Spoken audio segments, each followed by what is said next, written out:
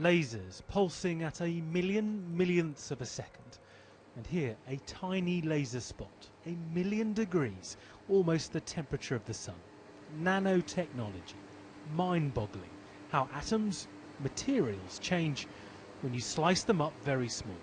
In order to translate the science into products, we've got to develop our ways of manipulating matter so we can enhance their performance, make photovoltaic cells more efficient, make the internet faster, make lasers brighter, make a whole host of technologies and sensors much more efficient and more reliable and more productive. They're developing machines here that do something called atomic milling. Now what you're seeing is the image of the Union Jack being cut into silicon. Eventually it will look like this, but that is greatly magnified. Its actual size is the 1/10 of the width of a human hair. We can make materials which glow with light very efficiently with different colours. We're trying to make things like clothing which actually harvest energy from your movements. Screen printed on your clothing like TV advertising, or you can move around. Jeremy Baumberg is a professor in this field. This, a meeting of minds in Cambridge. Nano inventors, investors. It's one of the stars on the map. I mean, Cambridge is one or the second university in the world for studying science technology. Nanoscience is a very big theme here. Particularly, there have been many advances here which have actually spun off into innovation, so actually creating wealth for the country. And actually, it's also an institution like Cambridge is very important for the vision that it uses to guide then people around the country and across the world. For these labs now, more investment to make research reality. The government has given us £5–6 million in conjunction with Cranfield University to develop ultra-precision manufacturing tools, and that allows us to create the factories of the future, employ people and generate wealth. It's a tiny technology with a massive market. In Cambridge, this part of the world,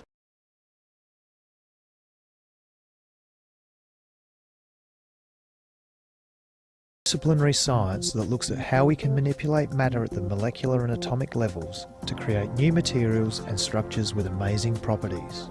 So what does that actually mean? Well, nano means objects that are so small that they exist in the nanometer scale, which is 1,000,000 times smaller than the head of a pin. In this amazing nano world, naturally occurring atoms and molecules can be turned into tiny building blocks. It means that we can make and build new things out of these tiny components using this technology to solve many problems that traditional large-scale engineering simply cannot. It might sound like science fiction, but imagine a pile of sand that could self-assemble itself into a house.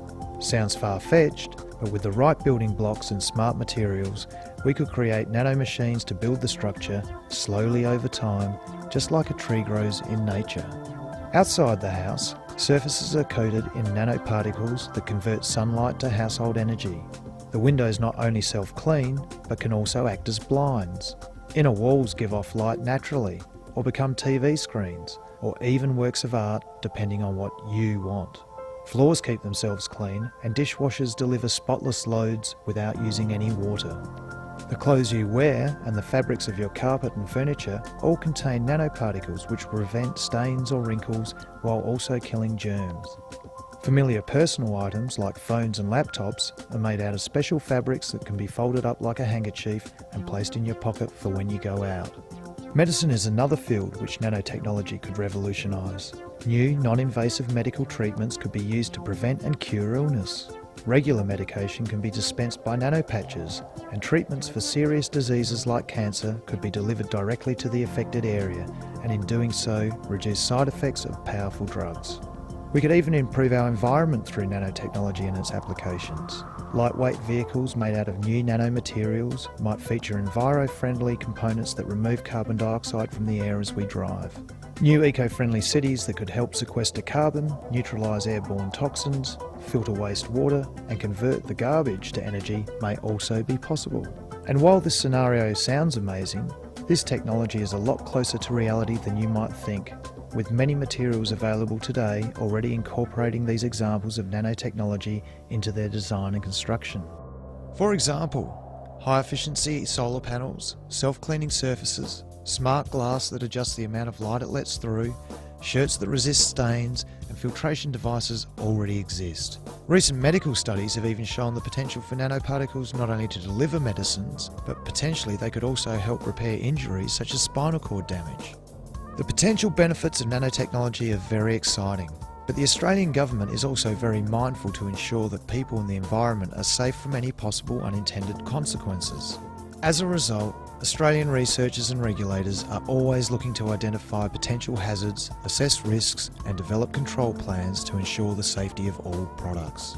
As part of this, the Australian Government's National Enabling Technology Strategy, NETS, is providing a coordinated approach to managing these challenges and ensuring that all Australians benefit from the predicted social and economic gains of nanotechnology.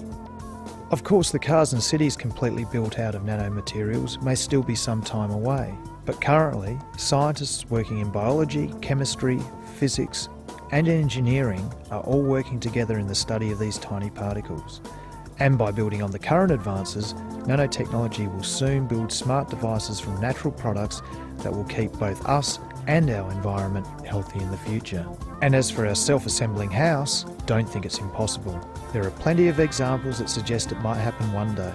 After all, each one of us assembled ourselves.